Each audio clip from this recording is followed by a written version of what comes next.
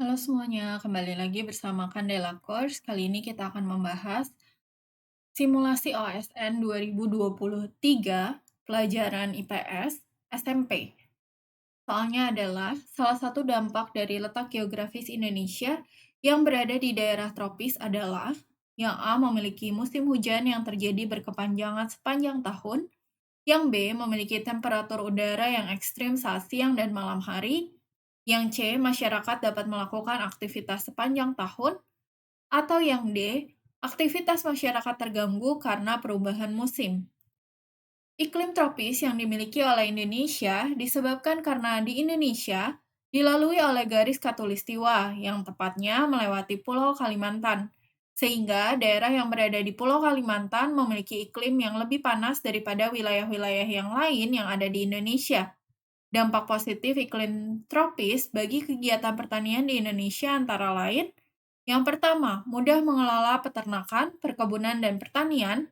Yang kedua, mendapatkan sinar matahari sepanjang tahun. Yang ketiga, memiliki tanah yang subur. Yang keempat, curah hujan yang relatif tinggi. Yang kelima, amplitudo suhu rata-rata tahunan kecil.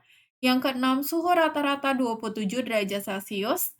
Yang ketujuh, udara tidak terlalu tinggi. Yang kedelapan, flora dan fauna yang berkembang dengan baik dan beraneka ragam.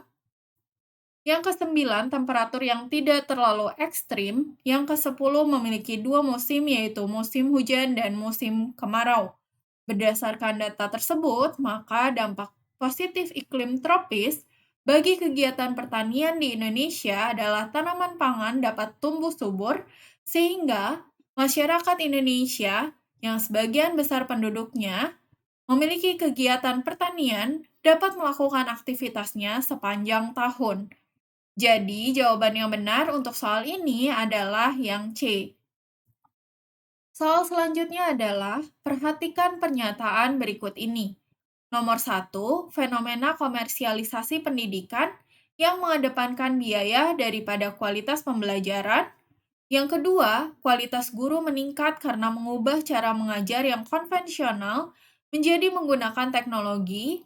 Yang ketiga, inovasi baru dalam pengembangan ilmu karena didorong informasi yang masif dari luar. Yang keempat, merebaknya tindakan plagiarisme di kalangan pendidikan untuk mengejar target karir berkepangkatan guru dan dosen. Yang kelima, kemudahan dalam mengakses bahan ajar dan informasi lain. Yang keenam, kemunduran moral siswa karena menyerap informasi budaya dari negara lain. Dampak negatif globalisasi pada bidang pendidikan ditunjukkan oleh pernyataan yang mana? Dampak positif globalisasi di bidang pendidikan diantaranya adalah membuat pendidikan di Indonesia bisa bersaing dengan di negara lain, membantu menciptakan tenaga kerja berkualitas dan mampu bersaing, menciptakan manusia profesional dan berstandar internasional dalam bidang pendidikan, dapat meningkatkan mutu pendidikan. Dampak negatif globalisasi di bidang pendidikan, yang pertama, ketergantungan pada teknologi. Yang selanjutnya, terkikisnya budaya di bidang pendidikan akibat masuknya budaya asing, melahirkan golongan tertentu dalam bidang pendidikan. Dunia pendidikan dikuasai segelintir orang, misalnya pemilik modal. Jadi, pernyataan berikut yang merupakan dampak negatif. Yang pertama benar, fenomena komersialisasi pendidikan yang mengedepankan biaya daripada kualitas pembelajaran. Yang kedua, kualitas guru meningkat, ini merupakan dampak positif. Yang ketiga, inovasi baru, ini merupakan dampak positif, jadi salah. Yang keempat, merebaknya tindak plagiarisme, ini merupakan dampak negatif. Yang kelima, kemudahan dalam mengakses bahan ajar dan informasi lain merupakan dampak positif.